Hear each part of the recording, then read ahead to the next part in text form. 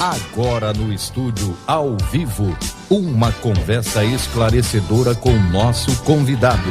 Bom, eu falei, tinha prometido que a gente ia repercutir ainda hoje o aniversário de 60 anos do DITRAER, Departamento de Transportes Aéreos do Amapá. A sede ainda fica ali, né? O famoso hangar do governo do estado. Sobre isso eu vou conversar com o atual dirigente do DITRAER, nosso amigo, não é? Sempre uma boa fonte de informações quando o assunto é aviação no Amapá. É o comandante Carlos Lima, conhecidíssimo comandante Carlão, está ao telefone para falar com a gente. Ô comandante Carlão, tudo bem? Bom dia. Bom dia, tudo bem? É um prazer falar com você, interagir no seu programa que sempre aborda temas atuais, gerando informações novas aos seus ouvintes. É que tá no Viva Voz do Carro, tá aí, ó, tá com visual novo, rapaz, tá parecendo um roqueiro aí, com esse cabelo mais longo aí. É verdade, o cabelo tá ficando ralo, a gente deixa ele crescer. Mas olha, são 60 anos do DITRAER, é isso, comandante Carlos? Não. O DITRAER, ou melhor, o SAER, Serviço Aéreo, foi criado por um decreto do governador Janari Gentil Nunes, dia 15 de junho de 1953. São 69 anos. 69 anos, quase 70, não é? Exatamente. E eu nasci dia 27 de maio de 53. Nós temos a mesma idade. 69. Que bacana, que coincidência interessante, não é? Era para ser. E quando que o senhor se viu ou projetou ou almejou virar um piloto, hein, comandante? Primeiro, quando eu nasci, meu tio que morava no Rio de Janeiro mandou um telegrama felicitando a minha mãe pelo primogênito, que ali nascia um dos primeiros pilotos da Era Jato. Já que, se você recorda, em 1953 começou a ser usado nos aviões comerciais a turbina jato. E a minha paixão pela aviação começou bem cedo. Bom, a gente sabe que hoje existe o curso superior, o curso de ciências aeronáuticas, né? Não sei de que ano para cá passou a ter isso, mas a história dos grandes pilotos comerciais, pilotos de aviação no país, começava sempre com os aeroclubes. O Amapá tinha um aeroclube, né? Afirmativo, tinha um aeroclube que funcionava aonde funciona aquelas secretarias CIF, CEPLAN, SEAD, e tem aquele teatro ali entre a CEPLAN, ali funcionava o aeroclube. E a pista, que hoje é a Avenida FAB, ela ficava entre a Procópio Rola e a Avenida FAB, a pista de pouso, em Macapá. É por isso que a avenida se chama Avenida FAB, por ter abrigado ali a pista de pouso do aeródromo de Macapá. Exatamente. E o aeroclube usava. A sede social do aeroclube é onde exatamente está a Secretaria de Segurança Pública e a CEPLAN. Ali naquele pedaço funcionava a sede social do aeroclube do Amapá. E o teatro que o senhor se refere é o Centro de Convenções João Batista de Azevedo Picâncio. Afirmativo. Eu me lembrei do seu Heitor Picâncio, mas não me lembrei do pai dele. Então são 69 anos hoje chama DITRAER, não é? DITRAER. Nós passamos pelo SAER, Serviço Aéreo, e o governo do território tinha. Começou com um avião Debonair. Debonair é um avião de 4 lugares da família dos Bonanzas, né? E depois do Debonair, o governo conseguiu um Bonanza, e que esse avião depois foi trocado pelo 206. Então a história é essa. Começou com 172, com Serra 206, e depois o governo tinha um helicóptero Hilux 300, um helicóptero que era comandado pelo comandante Juarez, e fazia voo de tinha no esqui dele um lugar para se colocar uma marca. Depois o governador Ivanhoé trocou este avião pelo um barco com o governo do Amazonas. E aí começou a escala de compra de aviões pelos governadores. Muito bem, olha, para quem está acompanhando a gente agora, a gente está conversando com o comandante Carlos Lima, é o atual comandante do DITRAER, Departamento de Transportes Aéreos do Governo do Estado do Amapá. A sede do DITRAER continua sendo lá no hangar do governo, é isso? Afirmativo. Nós tivemos um tempo que nós viramos departamento, depois com outro governo mudou, voltou de novo para a divisão. Nós somos divisão de transportes aéreos que funciona no hangar do governo, ali ao lado do aeroporto. Muito bem, nós comandante Carlos Lima, eu lembro de que acho que deve ter sido talvez o maior acidente aéreo que nós tivemos no Amapá nos anos da década de 90, final dos anos 90, quando 2 helicópteros da Força Aérea se chocaram já no final de um dia de treinamento. A pá dessas hélices se tocaram e 2 aeronaves vieram a explodir e parte do hangar foi destruído. Acho que foi o maior acidente que já envolveu a sede de vocês, né? Verdade, e nós tivemos muita sorte naquele acidente, Kleber. Entre os aviões tinha um tanque que nós mantínhamos combustível, gasolina de avião, que é muito volátil, e estava com 800 litros. O helicóptero, um dos helicópteros caiu do lado dele e, graças a Deus, não explodiu para dizimar o serviço aéreo. Aquilo ali foi uma fatalidade. Ele já tinha terminado toda a manobra daqueles helicópteros, já ia embora. Os pilotos pediram para fazer uma passagem para o Major Breno, me lembro benzinho. Ele autorizou e ocorreu o acidente fatídico, morreram 5 pessoas. Lamentável, foi um acidente lamentável que teve na nossa história. Pois é, e perderam as famílias, perderam o país, né? O país perdeu, na verdade, 5 tripulantes. Imagina o esforço, não é? O investimento feito na formação de tripulantes para a nossa Força Aérea Brasileira. Foi realmente uma grande tragédia. A maior que o senhor já tenha presenciado, comandante? Afirmativo, é a maior. Fora o nosso novo Amapá, né? Aquele barco que eu acompanhei o resgate dos corpos do então governador do território, o comandante Aníbal Barcelo, que me pediu para me ficar à frente junto com 2 helicópteros da líder no resgate dos corpos. Aquele ali também foi um acidente que a gente relembra com muita dor.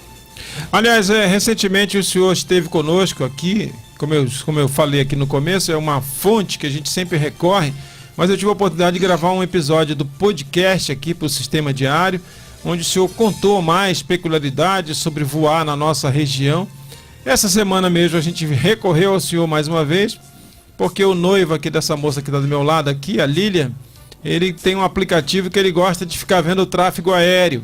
E ele percebeu uma coisa que fugiu da rotina ali, que era uma aeronave que vinha de São Luís em direção a Belém e foi deslocada para cá, para Macapá. No momento do que isso ocorreu, era um domingo, a gente noticiou isso no domingo. Aliás, o fato aconteceu no sábado, mas a gente estava repercutindo no domingo. Não tínhamos fontes oficiais de informação, a gente atribuiu essa questão a condições climáticas. O senhor já nos atualiza, então, mais precisamente. Foi uma questão ligada a vento lá em Belém, é isso? Afirmativo. Nós chamamos vulgarmente de tesoura de vento. Em inglês significa wind shear. Nós temos velocidades de vento cruzado para nós pousarmos. Nós temos um limite estrutural de cada aeronave para nós pousarmos. E quando os ventos dão velocidades bem elevadas, nós temos que circular. Se nós tivermos uma autonomia que nos permite circular, senão nós temos que ir para a alternativa, porque não podemos pousar com essas velocidades, porque com certeza é um caminho para um acidente fatal, de quebra de aeronave e até de perdas de vida. Então nós temos que respeitar esses limites e a aeronave foi deslocada para Macapá. Quando você me falou do evento será mau tempo, eu entrei no meu aplicativo de meteorologia e não tinha mau tempo em Belém naquela hora. E nós começamos a conversar entre colegas e pelo centro amazônico eu identifiquei que era o índice X, era a velocidade muito elevada sobre a pista de Valnicante de Belém e era proibido o pouso e decolagem naquele momento. Agora, comandante, na aviação, o pouso e a decolagem tem sempre que ser feito contra o vento? Contra o vento, porque contra o vento eu tenho sustentação a baixa velocidade. Quando eu estou com vento de cauda, eu não tenho sustentação. Inclusive, ele me empurra a ter mais velocidade. Se for um espaço de pista pequeno, eu vou falar vulgarmente, eu vou varar a pista. Ou então eu tenho que arremeter. Então, sempre você tem a proar o vento para pousar e para decolar, para você ter segurança de melhores condições, se adaptar a uma irregularidade na decolagem, o monomotor, você com vento de proa, você tem condições de manobrar e de ter sustentação. Inclusive o meu filho, o Bruce, foi quem estava ligado nesse aplicativo de controle de tráfego aéreo. Ele também já me pediu que fizesse essa pergunta para o senhor.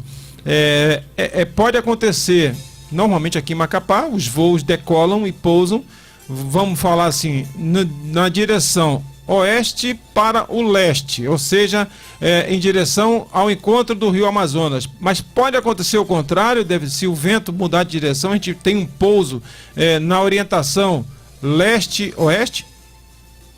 Positivo, principalmente quando nós chegamos no final do ano, que nós vamos entrar na época invernosa, né?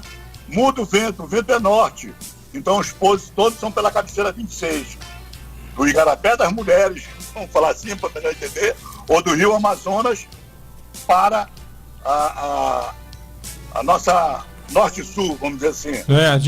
Em direção ao continente. Se considerarmos que o Amapá é uma ilha, seria da costa em direção ao continente. Afirmativo, exatamente. Não, isso é muito, muito proveniente quando há mudança de clima, quando vamos passar do inverno para o verão e do verão para o inverno. E o nosso vento predominante em Macapá é de 70 graus a 90 graus. Ou seja, a cabeceira que eu decolo, passando em frente ao aeroporto, é a 08. Então, a pista foi feita exatamente para pegar o vento de proa, que ele varia de 70 graus a 90 graus, saindo na direção do Rio Amazonas. Olha, comandante Carlos Lima, para a gente encaminhar já para o finalzinho desse bate-papo aqui com o senhor, a gente está falando aí de aplicativo, né? Estou vendo um garoto, um jovem recém-formado, meu filho, que gosta toda vez que eu viajo, ele fica acompanhando o deslocamento do meu voo, né? Um filho zeloso, está ali preocupado com o seu paizão, mas hoje nós temos tecnologia, né? O senhor falou aí de um aplicativo que dá as condições meteorológicas, mas nós já falamos nesse mesmo episódio do podcast de alguns macetes que pilotos experientes como o senhor usam, por exemplo, de sintonizar o rádio do avião na frequência 630 AM, das rádios AM. É um velho truque. Mas agora, com essa parada, essa pausa que esse bate-papo sugere, quem eram as suas referências desse segmento, nesse Amapá de outrora, no tempo do SAER? Quem eram as suas referências, pilotos que o senhor se espelhava, hein, comandante? Juarez Queiroz. Juarez Queiroz era um paraense que tinha um irmão que era médico em Macapá. O irmão veio primeiro e ele veio logo depois. Juarez era um piloto pé e mão famoso. Um piloto não tinha medo, era destemido, voava a qualquer época, qualquer hora, mas sempre dando aos passageiros segurança aos seus voos. E tem um episódio muito interessante. Ele foi ao Amapá buscar um doente e ele gostava de tirar rasante. Naquela época nós não tínhamos fiscalização do DAC, e ele, ao passar em cima do rio Araguari, onde tinha a balsa que levava os carros para do outro lado para ir para Amapá, Calçenho e Iapoque, ele tirou rasante que, ao tocar no cabo de aço, tirou o trem de pouso do lado esquerdo. Meu Deus. Aí, como é que ele vai pousar? Aí ele pegou, veio e prosseguiu para Macapá com o doente. Ele era muito bom.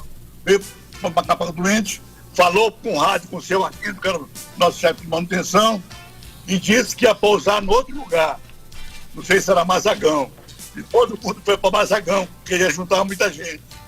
E ele veio e pousou na pista, na nossa pista, já era da atual pista, com uma roda só. Ele foi equilibrando o avião e pousou sem maiores problemas. O paciente foi para o hospital e depois foi colocado novo trem de pouso no avião. Era um cidadão, um aviador acima da média. Hoje em dia ele deve ter já um pupilo dele aí que é o Pepeu. O Pepeu ainda anda aprontando por aí? Anda, Sandoval anda pilotando, mas Sandoval hoje é o senhor Sandoval, né? Sandoval é um comandante que eu também já tive rasante, porque a nossa profissão é sedutora. Você quer tirar o rasante, você quer passar na casa dos amigos, na casa da namorada, então é sedutora, mas tem uma época que você para com isso.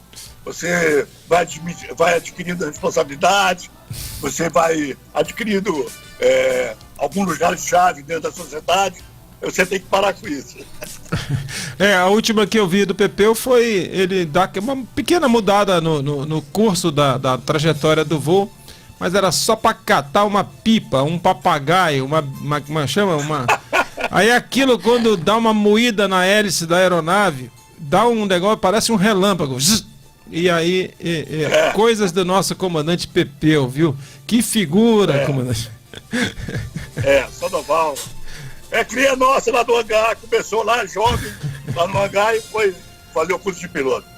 Mas olha, comandante, muito obrigado, viu, por ter participado com a gente, uma maneira bem descontraída, leve, da gente celebrar os 69 anos. Olha, começou então a contagem regressiva para os 70 anos do comandante Carlos Lima e do SAER, hoje DITRAE, Divisão de Transporte Aéreo. Muito obrigado. Vamos comemorar. Um bom dia, um abraço a todos. Um bom final de semana. É só marcar a hora e o local, tá? Pra gente comer esse bolo aí. Vamos lá, você será convidado. Grande abraço. Valeu, querido.